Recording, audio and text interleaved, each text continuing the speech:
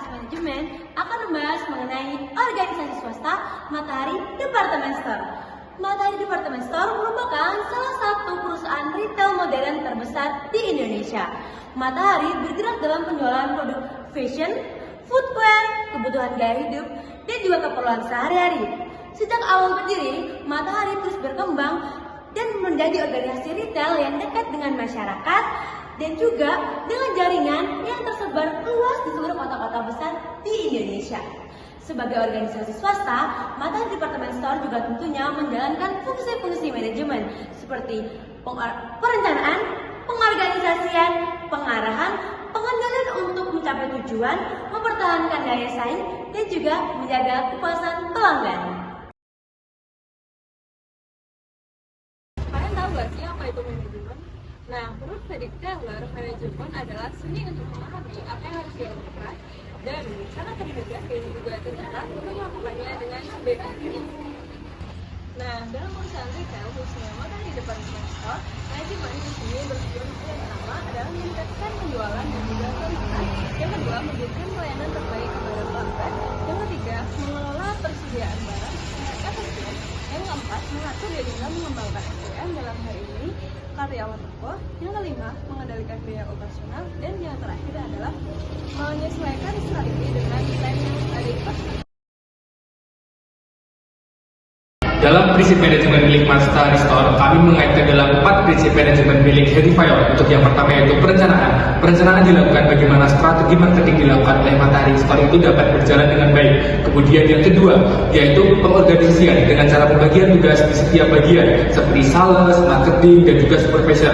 Yang ketiga yaitu pengarahan. Bagaimana tiap bagian itu dapat diarahkan dengan baik agar mencapai sebuah tujuan yang ingin diinginkan oleh manajemen Matahari Store sendiri. Yang ketiga yaitu pengkoordinasian agar kerjaan antar bagian itu dapat dilakukan dengan cara baik.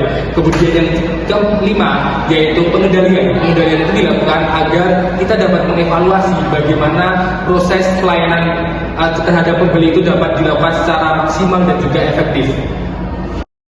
Matahari Department Store menerapkan berbagai prinsip-prinsip manajemen ilmiah dari Fredrik Taylor. Di antaranya adanya pembagian kerja, di mana kasir sebagai pengelola dari transaksi, kemudian adanya supervisor yaitu untuk pengawasan, kemudian adanya tim gudang untuk pengecekan stok, dan juga pramuniaga sebagai tata barang dan juga pelayanan. Selain itu juga ada standarisasi operasional atau SOP yang harus diterapkan oleh semua karyawan, dan juga adanya seleksi untuk karyawan dan juga pelatihan, dan selain itu juga ada pengawasan. Matahari Department Store menerapkan prinsip manajemen dalam operasional dan juga sumber daya manusia secara terencana.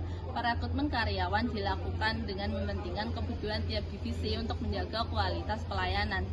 Kemudian pembagian shift dilakukan secara adil agar operasional toko berjalan dengan lancar. Pelayanan untuk konsumen dilakukan dengan sikap yang ramah dan juga profesional. Kerjasama antar anggota tim dilakukan agar pekerjaan dapat berjalan dengan efisien dan juga dengan lancar. Kemudian pelaksanaan pekerjaan yang dilakukan dengan standar SOP dan juga evaluasi rutin. Kemudian juga pemberian bonus bagi pekerja ataupun karyawan dengan kriteria tertentu juga dilakukan oleh Matahari Department Store. Hal ini menjadikan Matahari sebagai retail yang masih terpercaya yang ada di Indonesia. Tentunya Matahari mengalami tantangan dan adaptasi manajemen di era digital. Matahari mengalami tantangan yang besar karena banyak pelanggan yang beralih ke penjualan online. Untuk beradaptasi, Matahari memperkuat penjualan melalui Matahari.com yang bekerjasama dengan marketplace dan melatih karyawan agar siap bekerja di era digital. Dari video ini dapat disimpulkan bahwa Matahari Department Store berhasil menciptakan efisien dan produktivitas dalam pembagian kerja dengan menerapkan prinsip manajemen ilmiah menurut Fredrik Taylor dan fungsi manajemen menurut Harry Fayol. Dengan pembagian kerja terencana sesuai SOP, seleksi dan pelatihan karyawan, dan adanya pemberian insentif sebagai reward untuk karyawan.